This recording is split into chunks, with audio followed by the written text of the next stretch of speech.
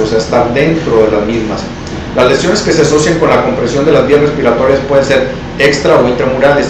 En estas últimas figuran, o sea, los que están por afuera de las vías respiratorias, los aneurismas de aorta. Un aneurisma de aorta es cuando la aorta está más grande de lo normal y comprime las vías respiratorias, que puede también ser otra de las cosas que pueden comprimir las vías respiratorias desde fuera, los granulomas, las neoplasias pulmonares. Neoplasias quiere decir tumores, y tumores de mediastino, que no precisamente son ni de pulmón ni de otra área, puede ser a veces de grasa, puede ser de la misma aorta, puede ser del timo, que es otro órgano que está ahí, del esófago. Bueno, ¿qué más? Las lesiones intramurales comprenden los carcinomas broncogénicos, o sea, los cánceres dentro de los bronquios, adenomas bronquiales, cuerpos extraños que hayan entrado a la vía respiratoria, como es común en los niños que andan jugando, como por ejemplo los frijolitos, cacahuates, que se meten a la vía respiratoria. Y afectaciones granulomatosas del interior de los bronquios y la contracción de los músculos lisos de las vías respiratorias. El asma bronquial puede ser una de ellas. La presión o tensión sobre las vías respiratorias se produce por lo general por lesiones que se asocian con un descenso en la elasticidad pulmonar. Ejemplos de causas específicas son la fibrosis intersticiales agudas y crónicas, como el edema agudo y las atelectasias. Atelectasia es cuando un área del pulmón está disminuida y no está bien aireada, o por alguna situación un bronquio está con mucho moco y no permite el aire a esa área del pulmón. Esa es una atelectasia. Los estímulos químicos pueden producirse a partir de la inhalación de gases irritantes, entre los que figuran el humo del tabaco y los vapores químicos. Muchos otros fármacos pueden ejercer efectos adversos sobre el aparato respiratorio y a través de ellos causar tos. Sin embargo, la tos per se es el efecto secundario principal de los inhibidores de la enzima convertidora de angiotensina. ¿Qué es eso? Son los medicamentos tales como el enalapril, el captopril y todos los medicamentos que terminan en pril, como el lisinopril y otros más. Esos medicamentos, hay personas a las que les producen tos, hay otras que no. Pero cuando el paciente tiene tos y en forma crónica y le han dado muchos tratamientos y sigue con tos, lo ideal es quitar estos medicamentos para la alta presión y cambiarlos por otros. Automáticamente, cambiando o quitando ese medicamento, se quita la tos. Por último, los estímulos térmicos pueden deberse a la inhalación de aire muy caliente o muy fría, también puede ser la causa de la tos. La tos se puede asociar a sibilancias episódicas secundarias a la broncoconstricción de los pacientes con asma bronquial sintomático. ¿Qué es una broncoconstricción? Es cuando el bronquio, de estar a un diámetro, disminuye por alguna situación de algún reflejo, ya sea químico o de otra causa, y eso es una broncoconstricción. La tos crónica o persistente puede ser la única manifestación de un asma bronquial, tos asmática. Tales pacientes se caracterizan por ausencia de una historia de sibilancias específicas, falta de obstrucción al flujo respiratorio de las vías respiratorias en la espirometría, pero presentan una hiperactividad de las vías respiratorias, característica del asma cuando éstas se exponen a un agente colinérgico como la metacolina. La espirometría es un estudio para ver cómo están las vías respiratorias del paciente, para ver qué problemas puede tener, para que el neumólogo lo investigue en forma más adecuada. Evaluación diagnóstica. La historia es el elemento más importante de la valoración, debe abarcar los siguientes puntos. La tos, ¿es aguda o es crónica? ¿Cuándo es aguda? Cuando se presenta por primera vez y tiene menos de 2 semanas de tener el efecto de tos.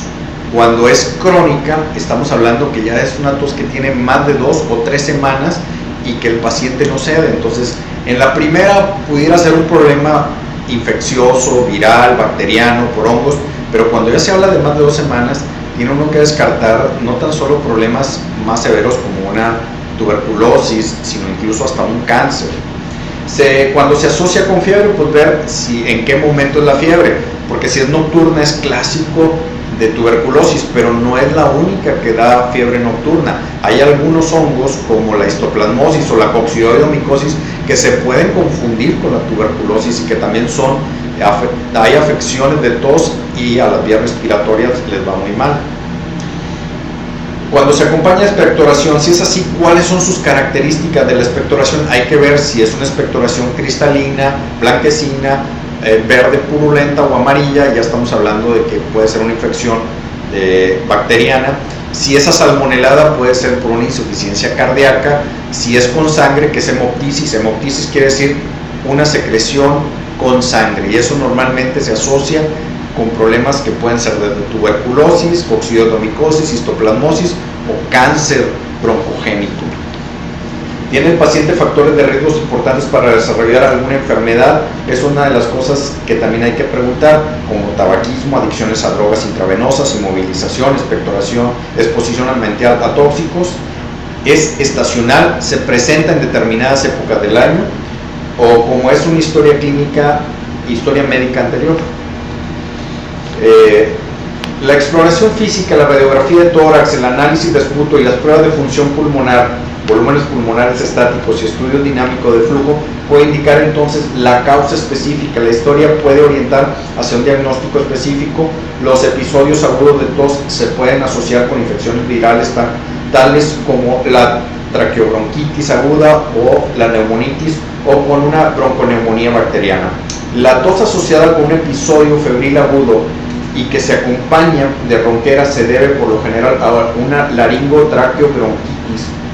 El goteo nasal posterior es también la causa frecuente de tos crónica, como decíamos, que se puede asociar a sinusitis.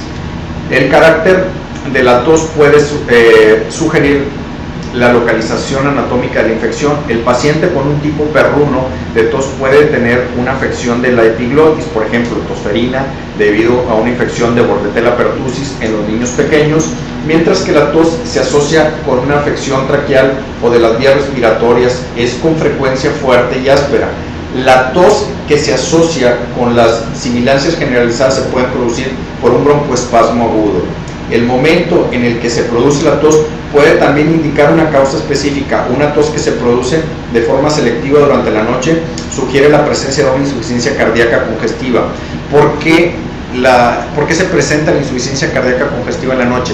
Cuando ustedes ya se ponen en decúbito y el paciente tiene falla cardíaca, regresa una gran cantidad de líquido que se había salido de las venas, más o menos entre 3 y 4 horas después de haberse acostado. Entonces el paciente empieza que le falta el aire, pero también puede presentar tos y una expectoración asalmonelada. Eso es clásico de insuficiencia cardíaca congestiva.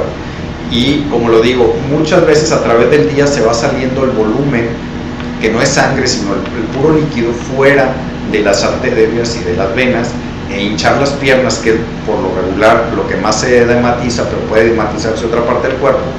Al acostarse tarda más o menos entre 3 y 4 horas que todo ese edema se regresa a las venas, a la sangre, y empieza a haber una sobrecarga de volumen, y es cuando el paciente tiene tos, pero también siente que le falta el aire y empieza a arrojar una expectoración de color asalmonelado. Es bien importante eso. Una tos relacionada con las comidas sugiere una fístula traqueoesofágica. ¿Qué es eso? ¿Qué es una fístula traqueoesofágica? Una fístula traqueoesofágica es cuando tenemos una fístula entre el esófago y la tráquea, y al comer empieza la secreción de esófago. Estamos en www.regiavit.com.mx. ¿Cómo vamos, José Luis?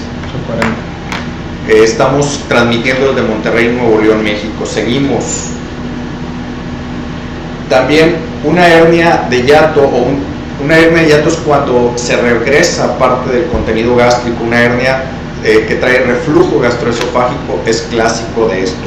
Recuerden que estamos en www.regiavit.com.mx, transmitiendo desde Monterrey, Nuevo León, México. Estamos con José Luis López Falcón en los controles técnicos, tu servidor el doctor Tomás Prajedit Martínez Montemayor, hablándote de la tos. Nuestros teléfonos es 83 45 0210, y si hablas fuera de Monterrey es 81 83 45 0210. Fuera de Monterrey y fuera de la ciudad de nuestro país, 52 81 83 45 0210. Gracias.